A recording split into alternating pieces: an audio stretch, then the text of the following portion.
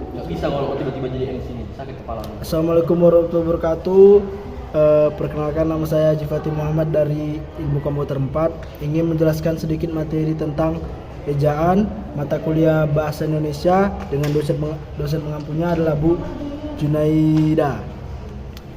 Ejaan merupakan sebuah ilmu yang mempelajari bagaimana ucapan atau apa yang dilisankan oleh seseorang tulis dengan perantara lambang-lambang atau gambar bunyi.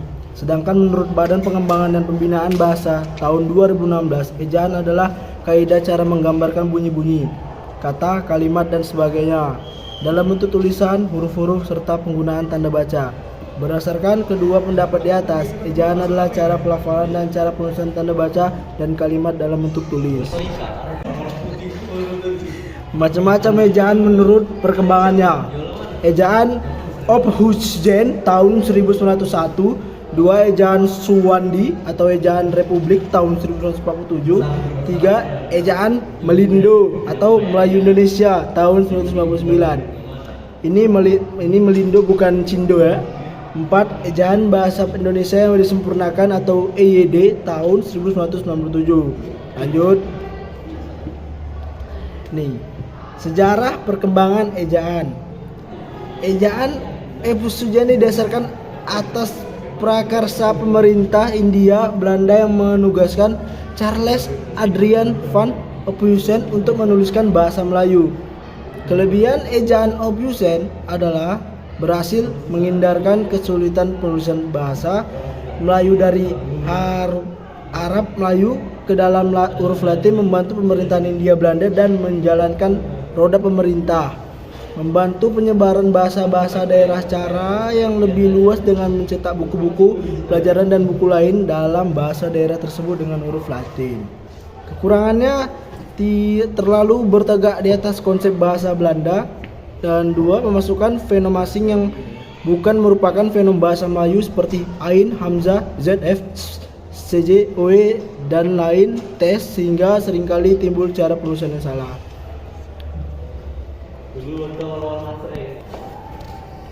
Ejaan baru bahasa Indonesia. Ejaan baru bahasa Indonesia merupakan hasil dari usaha pembaruan yang berdasarkan pada dasar pemikiran, kemajuan dan perkembangan ilmu pengetahuan. Ejaan Suwandi yang kurang dapat mencerminkan kodrat bahasa Indonesia. Perubahan yang terdapat dalam ejaan baru, gabungan konsonan diubah menjadi J, misalnya remaja menjadi remaja. Gabungan konsonan TJ diubah menjadi C, misalnya cakap menjadi cakap. Gabungan konsonan NJ diubah menjadi NY, misalnya sunji menjadi sunyi. Gabungan konsonan SJ diubah menjadi SY, misalnya sejarat menjadi syarat. Gabungan konsonan CH diubah menjadi KH, misalnya tahta. Huruf J diubah menjadi Y, misalnya pajak ya adik-adik. Huruf E, teling, dan E, pepet penulisannya tidak dibedakan dan hanya ditulis dengan E tanpa penanda, misalnya segar menjadi segar. Kelas sekali. Huruf asing F, V, dan Z dimasukkan ke dalam sistem ejaan bahasa Indonesia karena huruf-huruf itu banyak digunakan, misalnya fasih, vakum, zaman. Ya, lanjut.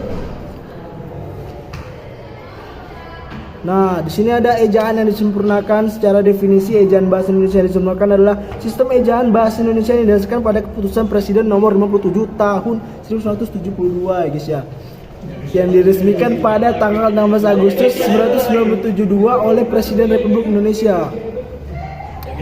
Ejaan yang disempurnakan merupakan hasil penyempurnaan dari beberapa ejaan yang disusun sebelumnya, terutama ejaan Republik yang dipadukan pula dengan konsep-konsep ejaan, pembaruan, ejaan Melindo, dan ejaan baru.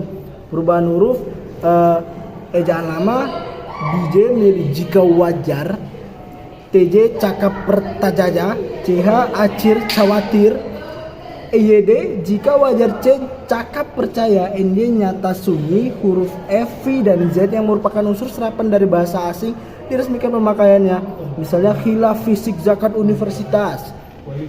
Huruf Q dan X yang lazim digunakan dalam bidang ilmu pengetahuan tetap digunakan, misalnya pada kata furqan dan xenon. Penulisan di sebagian awalnya dibedakan dengan di yang merupakan kata depan awalan dicuci, dibelikan, dibertalangi kata depan di kantor, kata ulang penulisan dan mengulangi unsur-unsurnya. Angka 2 tidak digunakan sebagai penanda perulangan. Misalnya anak-anak bukan anak-anak, bersalam-salaman dan bersalam-salaman, bermain-main dan bermain-main. Jadi segitu saja materi yang dapat saya sampaikan. Apabila ada kurang saya mohon maaf. Wabillahi taufiq wal hidayah. Wassalamualaikum warahmatullahi wabarakatuh. Saya Haji Fatih Muhammad, mohon diri.